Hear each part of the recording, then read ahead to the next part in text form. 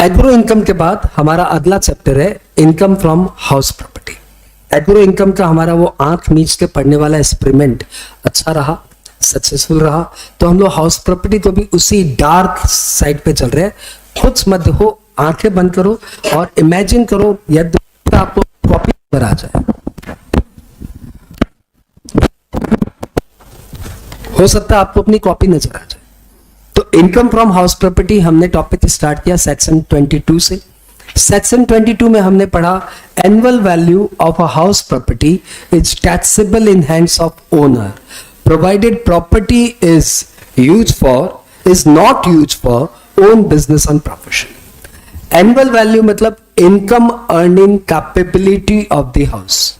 दूसरी भाषा में बोलो तो opportunity income of the house. तीसरी भाषा में बोलो तो notional income of the house.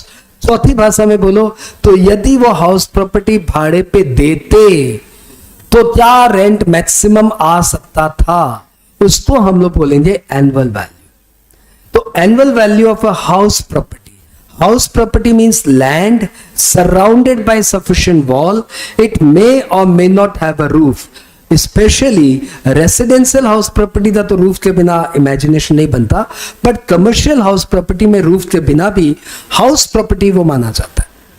तो house property means land surrounded by sufficient wall और इट मे और may not have a roof and any land appurtenant to a house property shall also be treated as part and parcel of house property. Annual value of a house property is taxable in hands of owner.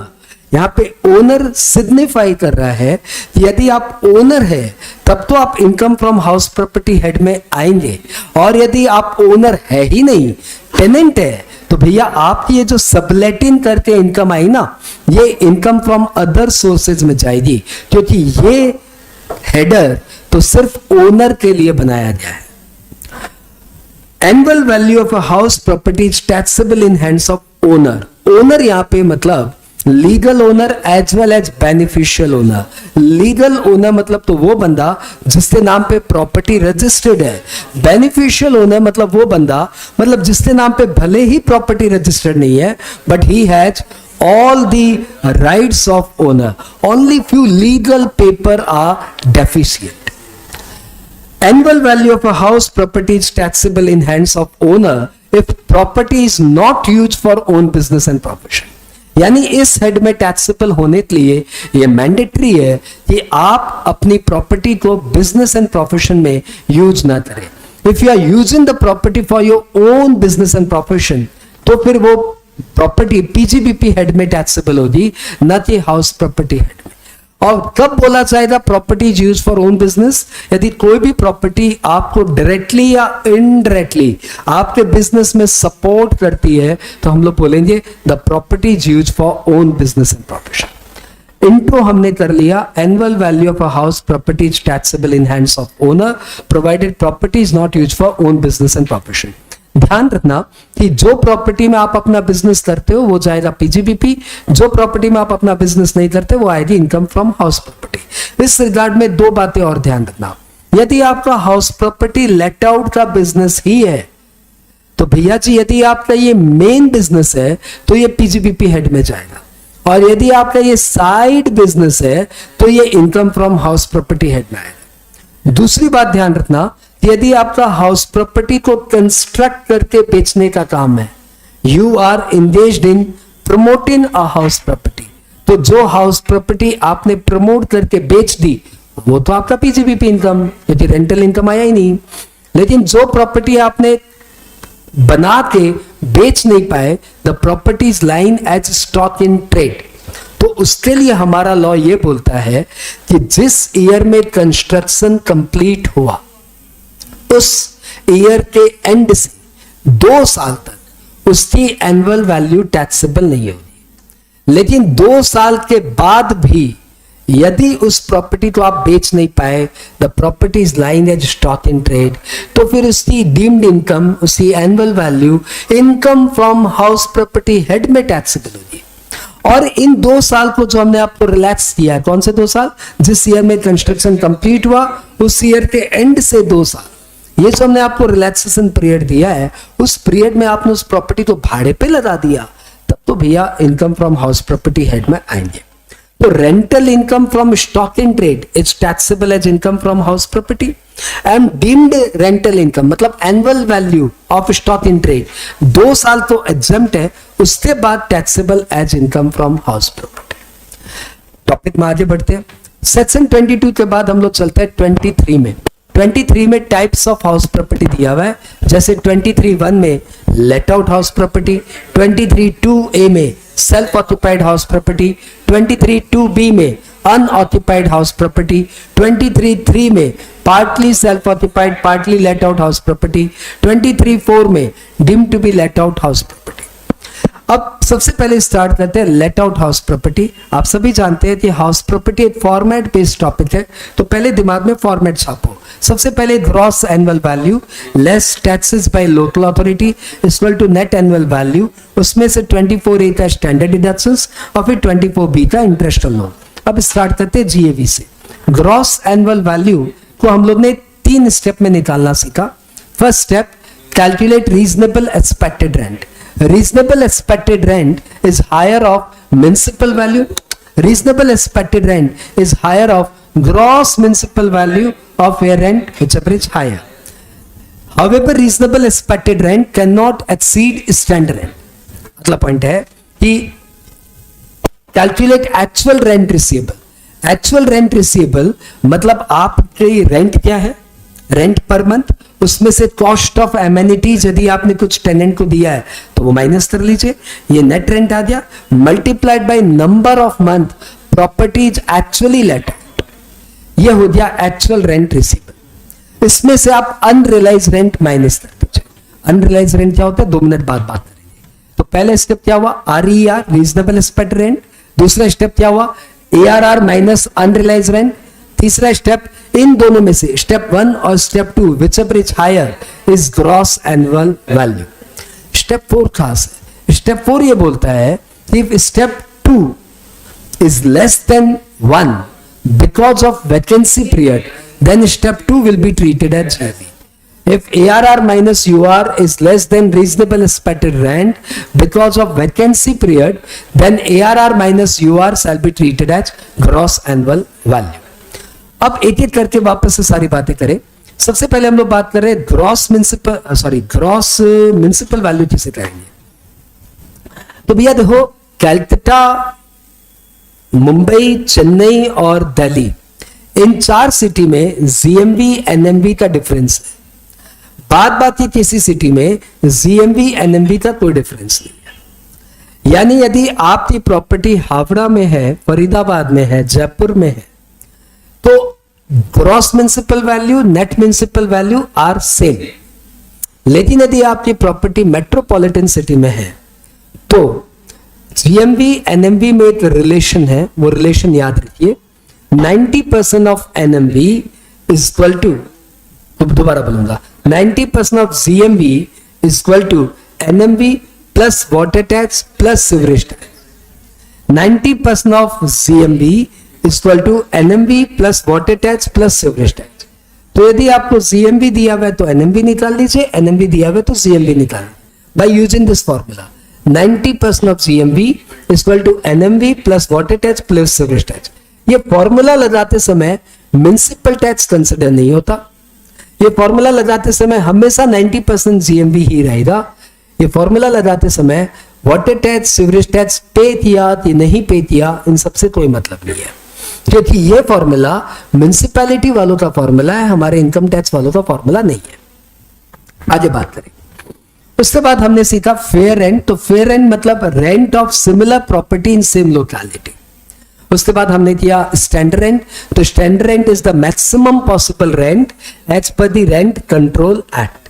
उसके बाद हमने किया actual rent receivable, जो मैं पहले ही बता चुका हूं, rent minus cost of amenities multiplied by number of month property is actually let out. उसके बाद हमने किया अनरियलाइज रेंट।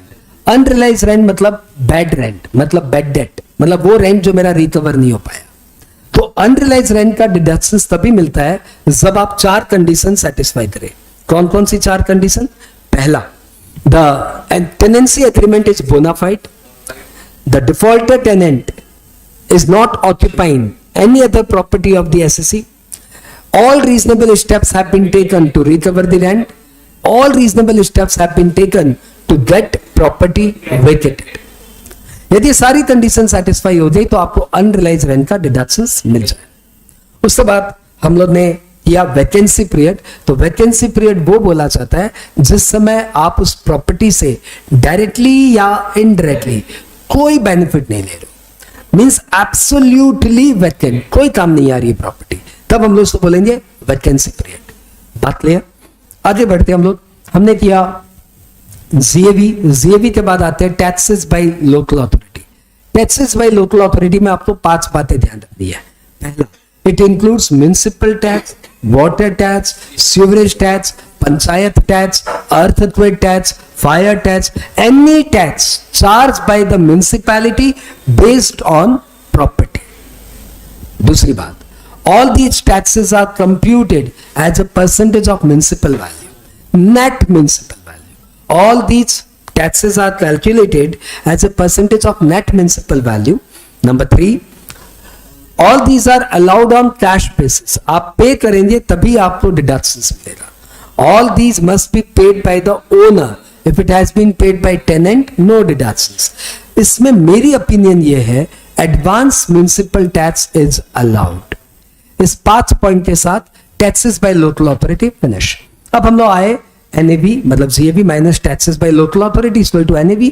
नीचे आए तो आया क्या, स्टैंडर्ड डिडक्शंस। ये हमेशा 30% ऑफ एनएवी है, लेकिन यदि आपकी एनएवी नील या नेगेटिव है तो आप स्टैंडर्ड डिडक्शंस तो इग्नोर कर दीजिए। स्टैंडर्ड डिडक्शंस मिल चुका है तो ऑब्वियसली अब आपको रेंट, ऑब्वियसली आपको repair, annual charges, ground rent, इन सब का फिर कोई डिडक्शंस नहीं मिलेगा।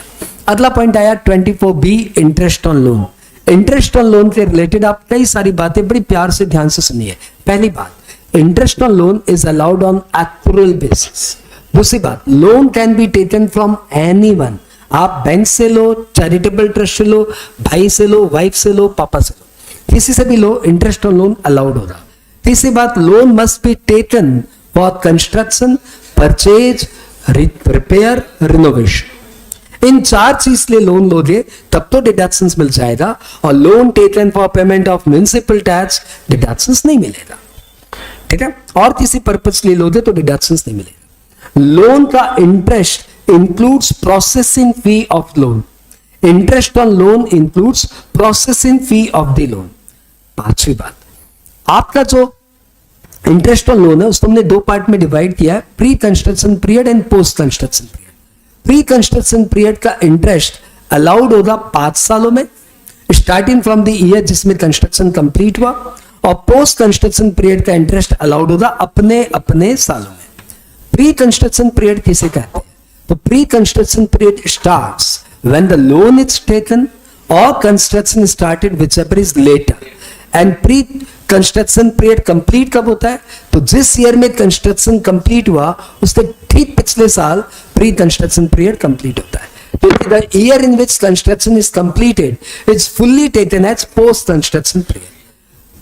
जिस ईयर में कंस्ट्रक्शन कंप्लीट हुआ वो पूरा का पूरा माना जाएगा पोस्ट, तो उसके पहले तक माना जाएगा प्री। प्री का इंटरेस्ट 5 साल में अलाउड, पोस्ट का इंटरेस्ट अपने अपने सालों में अलाउड। ध्यान रखना, interest on interest is not allowed. Interest on interest is not allowed. Loan taken to repay the previous loan shall be treated as continuation of the old loan. Loan taken to repay the previous loan shall be treated as continuation of the old loan. इसलिए इस new loan का भी interest allowed होगा, भले ही interest rate बढ़ जाए घट जाए, न्यू लोन का भी इंटरेस्ट अलाउड होगा। और loan taken to repay the interest ये अलाउड नहीं होगा। Loan taken to repay the interest नहीं अलाउड होगा, नहीं तो फिर तो इंटरेस्ट ऑन इंटरेस्ट आ जाएगा ना, तो अलाउड नहीं होगा। अगली बात करें, सपोज आपका हाउस प्रॉपर्टी के लिए लोन लिया हुआ है 50 लाख, अगले साल इंटरेस्ट आ गया 5 लाख, आपने दिया नहीं तो इनकम टैक्स में अलाउड हो गया क्या? हो गया। तो interest on loan is allowed on actual basis. उसके बाद वाला 5 लाख वो भी आपने पे नहीं किया, तब भी आपका इंटरेस्ट ऑन लोन अलाउड होगा। यदि बैंक की चिंता है कि आपका इंटरेस्ट पे इंटरेस्ट चढ़े जा रहा है, आप दे नहीं रहे हो, तो बैंक ने आपको ऊपर लगा दिया एक और इंटरेस्ट, मतलब इंटरेस्ट पे भी इंटरेस्ट लगेगा। तो जो 5-5 लाख के आपके इंटरेस्ट आउटस्टैंडिंग है उस पे भी अब इंटरेस्ट लगना शुरू हो गया। ये जो इंटरेस्ट ऑन इंटरेस्ट है वो अलाउड नहीं होगा। हमने कर लिया जीएवी, हमने कर लिया टैक्सेस बाय लोकल अथॉरिटी, हमने कर लिया स्टैंडर्ड डिडक्शंस, हमने कर लिया इंटरेस्ट लोन की बातें। ये चारों चीज मान गई तो आपका लेट आउट हाउस प्रॉपर्टी हो गया। हम लोग आते हैं self occupied house property 23(2)(a। ध्यान रखना, सेल्फ ऑक्यूपाइड हाउस प्रॉपर्टी का बेनिफिट सिर्फ इंडिविजुअल या एचयूएफ को मिलता है। कंपनी फर्म के लिए self occupied house property 23(2)(a नहीं है। सेल्फ ऑक्यूपाइड हाउस प्रॉपर्टी का प्रोविजन ये है कि कोई भी इंडिविजुअल या एचयूएफ किसी 2 हाउस प्रॉपर्टी को सेल्फ ऑक्यूपाइड मान सकता है जिसमें वो रहता है या फैमिली रहती है। जिसमें वो रहता है या फैमिली रहती है उसको बोल सकता है सेल्फ ऑक्यूपाइड हाउस प्रॉपर्टी। ये हाउस प्रॉपर्टी लेट आउट नहीं होनी चाहिए। वैकेंट भली हो जाए थोड़े दिन के लिए, आपका रहना जरूरी है, लेट आउट नहीं होना जरूरी है। थोड़े दिन के लिए वैकेंट हो तो चलेगा। अब 2 हाउस प्रॉपर्टी आप अपनी चॉइस पे किसी भी 2 सेल्फ ऑक्यूपाइड हाउस प्रॉपर्टी का बेनिफिट 23(2)(a में ले सकते हैं। ऐसी 2 प्रॉपर्टी का एनएवी माना जाएगा निल और इंटरेस्ट ऑन लोन अलाउड होगा as usual pre post period वाला, लेकिन मैक्सिमम इंटरेस्ट अलाउड होगा 30,000। लेकिन यदि आप ये चारों कंडीशन सेटिस्फाई कर दो तो मैक्सिमम इंटरेस्ट अलाउड होगा 2 लाख इंस्टेड ऑफ 30,000। कौन कौन सी 4 condition? Loan must be taken on और after 1499। The loan must be taken for construction purchase, construction of purchase, not for repair renovation, and construction must be completed within 5 years from end of the year in which money was borrowed. Construction must be completed within 5 years from end of the year in which money was borrowed, and the lender's certificate must be obtained. यदि ये 5 condition satisfy हो गई तो आपका interest on loan 2 lakh रुपए तक allowed हो जाएगा। सेल्फ ऑक्यूपाइड हाउस प्रॉपर्टी में 2 हाउस प्रॉपर्टी है, इसका मतलब ये मत समझ लेना कि दोनों का 2-2 लाख रुपए अलाउड होगा, दोनों मिला के 2 लाख अलाउड।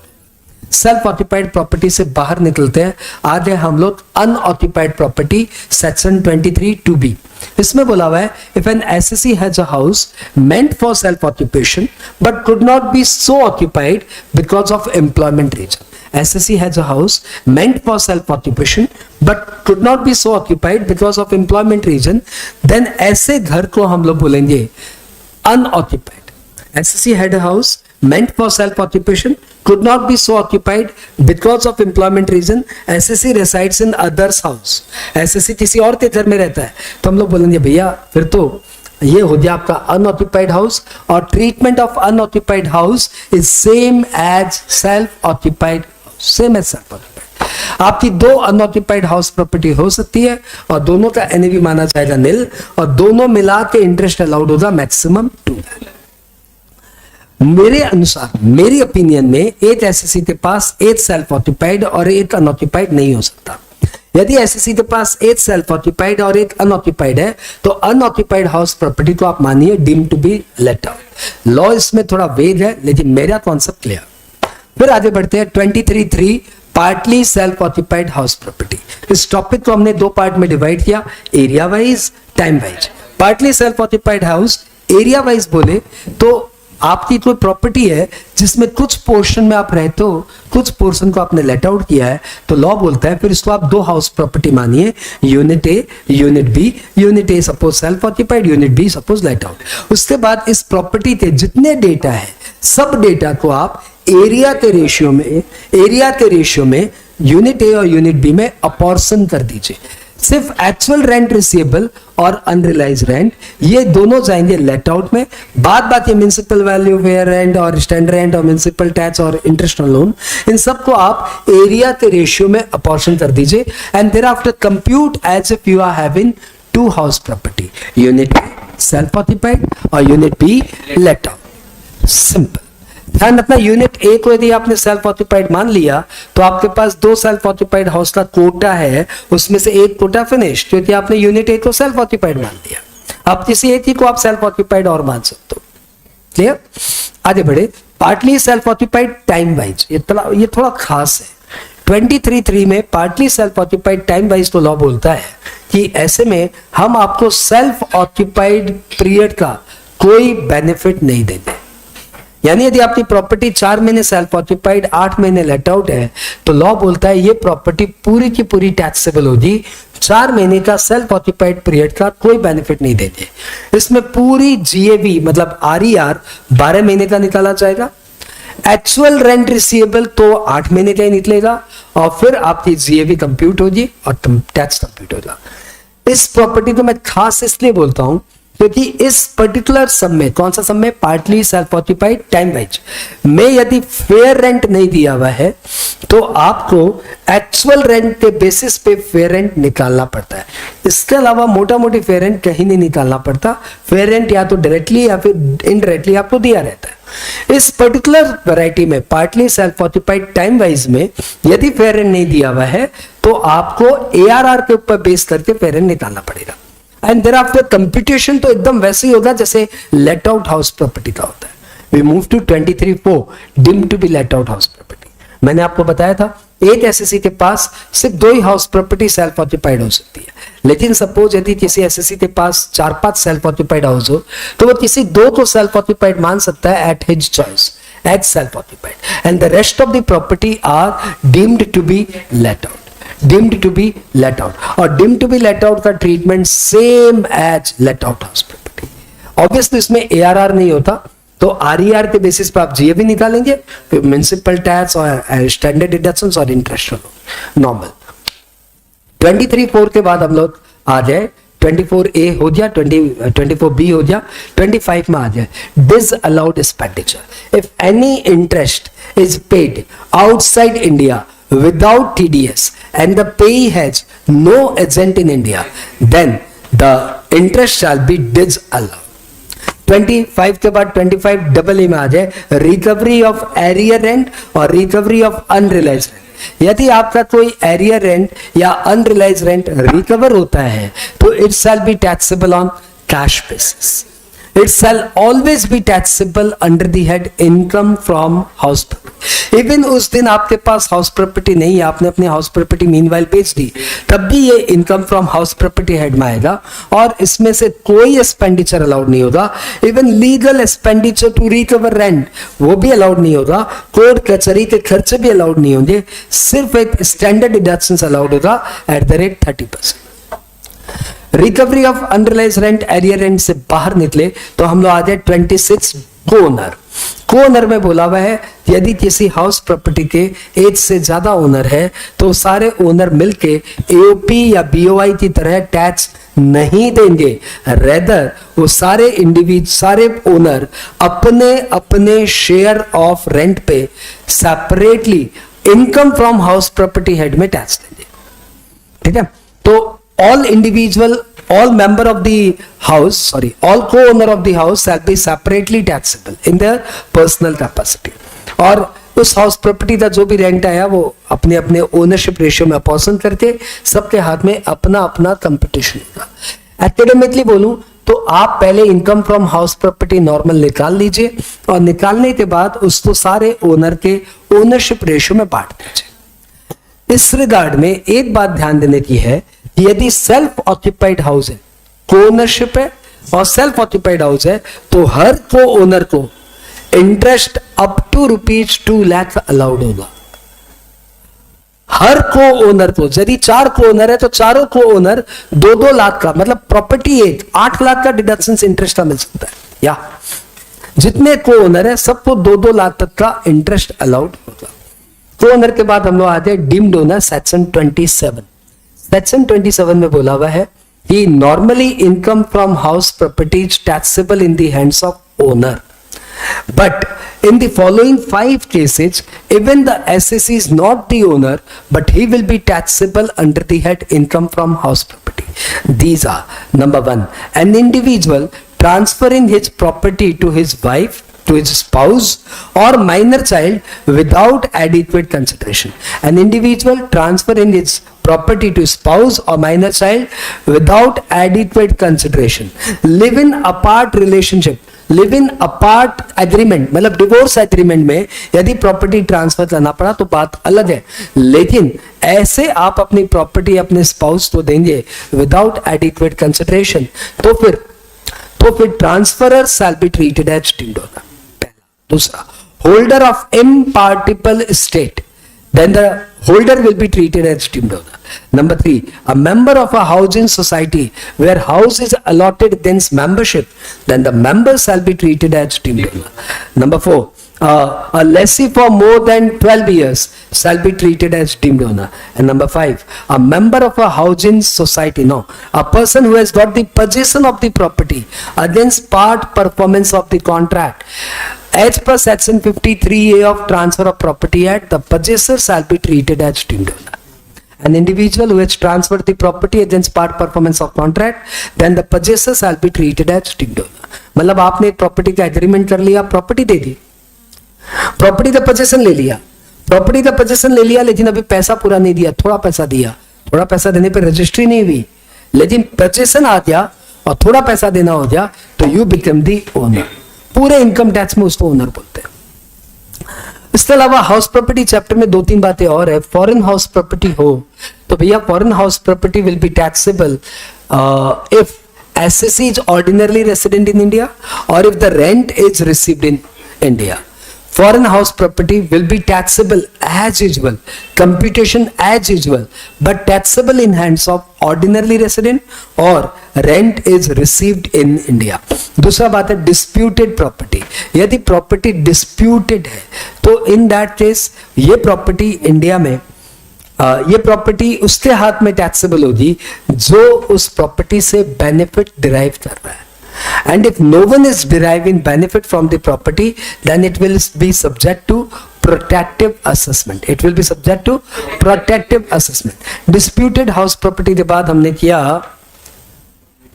कुछ नहीं, ये चैप्टर फिनिश।